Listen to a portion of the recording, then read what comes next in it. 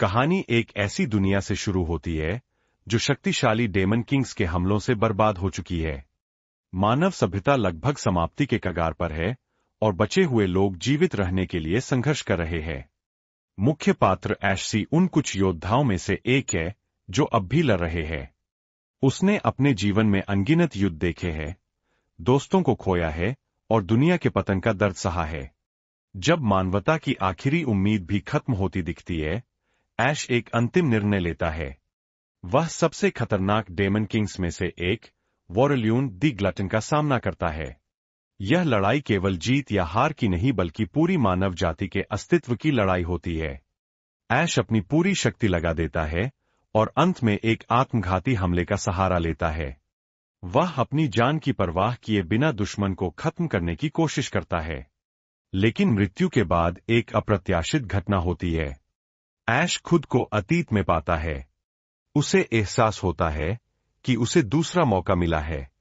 अब दुनिया अभी नष्ट नहीं हुई है और कई दुखद घटनाएं अभी घटी नहीं है।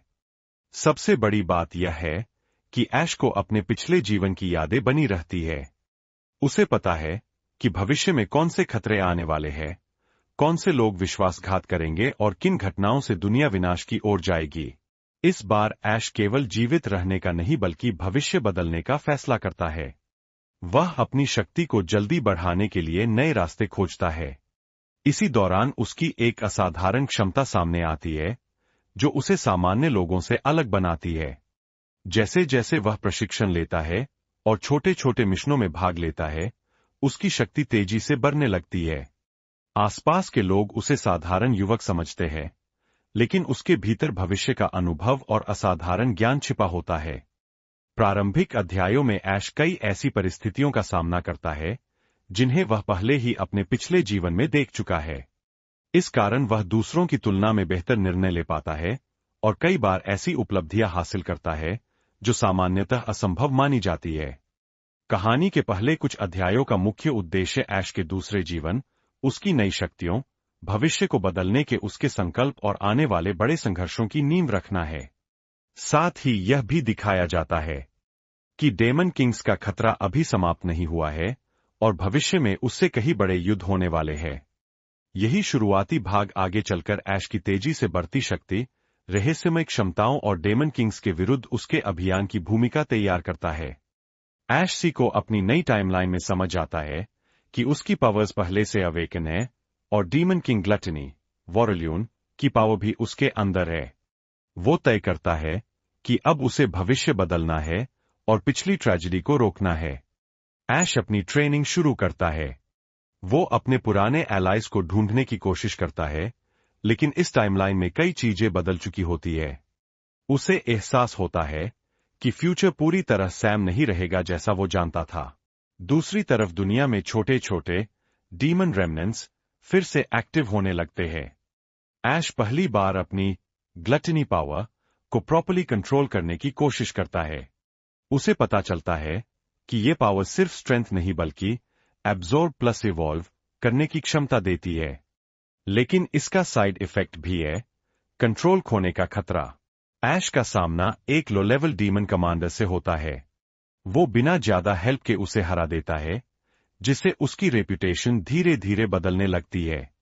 दूसरी तरफ डीमन किंग्स को पता चलने लगता है कि कोई टाइमलाइन डिस्टर्ब कर रहा है। ऐश को कुछ क्लूज मिलते हैं कि डीमन किंग्स का इन्वेजन अचानक नहीं था, किसी और फोर्स ने इस वॉर को मैनिपुलेट किया था। वो शक करता है कि उसकी पास्ट डेथ सिर्फ एक्सीडेंट नहीं थी। ऐश अपनी एबिलिटीज को रिफाइन करता है और नई टेक्निक सीखता है। वो अब नॉर्मल अवेकन वॉरियर से काफी आगे निकल चुका होता है, लेकिन उसका शरीर धीरे धीरे ग्लटनी पावर के इफेक्ट से चेंज होने लगता है। एक मिस्टेरियस असैसिन ग्रुप ऐश को टारगेट करता है। ये ग्रुप डीमन किंग से कनेक्टेड लगता है, लेकिन पूरी तरह क्लियर नहीं होता। ऐश उन्हें डिफीट करता है, लेकिन एक बड़ा क्लू मिलता है, someone is watching him from higher realm. Ash को पता चलता है कि आने वाले समय में सिर्फ डीमन किंग्स ही थ्रेट नहीं है। कुछ हायर बीइंग्स बटा हिडन कंट्रोलर्स भी टाइमलाइन को मैनिपुलेट कर रहे हैं। एंड में हिंट मिलता है कि असली वॉर अभी शुरू भी नहीं हुआ है। ऐश सी को समझ आता है कि उसकी ग्लटनी पावर सिर्फ बढ़ती स्ट्रेंथ नहीं है, बल्कि यह धीरे धीरे उसके शरीर और सोल दोनों को रिराइट कर रही है। वो पहली बार डरता है कि अगर कंट्रोल खो गया तो वो खुद ही डीमन बन सकता है। वह अपनी ट्रेनिंग को और इंटेंस कर देता है ताकि वॉरल्यून की शक्ति को दबा सके। दुनिया में डीमन रेमनेंट्स और तेजी से एक्टिव होने लगते हैं।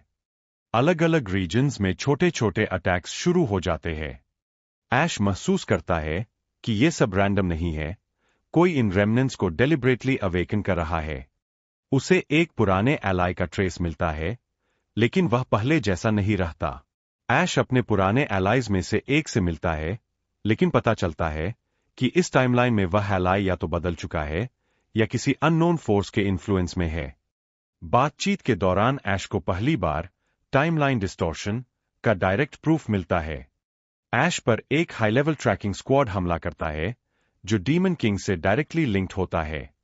यह स्क्वाड उसे कैप्चर करने के लिए आता है क्योंकि वह टाइमलाइन अनोमली बन चुका है। ऐश पहली बार अपनी ग्लटनी पावर को फुली रिलीज करता है और बिना मर्सी के उन्हें हरा देता है। लड़ाई के बाद ऐश को एक स्ट्रेंज मेमोरी फ्रैगमेंट मिलता है जिसमें दिखता है कि डीमन किंग इन्वेजन किसी नेचुरल इवेंट का रिजल्ट नहीं था। किसी अननोन हायर इंटेलिजेंस ने पूरी वॉर सेटअप की थी। यह देखकर ऐश को शक और गहरा हो जाता है कि उसकी डेथ भी प्लान थी। ऐश अपनी ग्लटनी पावर को रिफाइन करके एक नई टेक्निक विकसित करता है, एडेप्टिव कंजम्पशन, जिससे वह अपोनेंट की एबिलिटीज को इंस्टेंटली इवॉल्व करके काउंटर कर सकता है। लेकिन इसका साइड इफेक्ट यह होता है कि उसकी ह्यूमैनिटी और इमोशंस और कमजोर होने लगते हैं। ऐश को फाइनली पता चलता है कि उसे जो वॉचिंग प्रेजेंस महसूस हो रही थी वह किसी हायर रियल्म एंटिटी की है जो टाइमलाइंस को ऑब्जर्व और मैनिपुलेट कर रही है। एपिसोड के एंड में वह एंटिटी ऐश को नोटिस कर लेती है और पहली बार डायरेक्ट सिग्नल भेजती है जिससे क्लियर हो जाता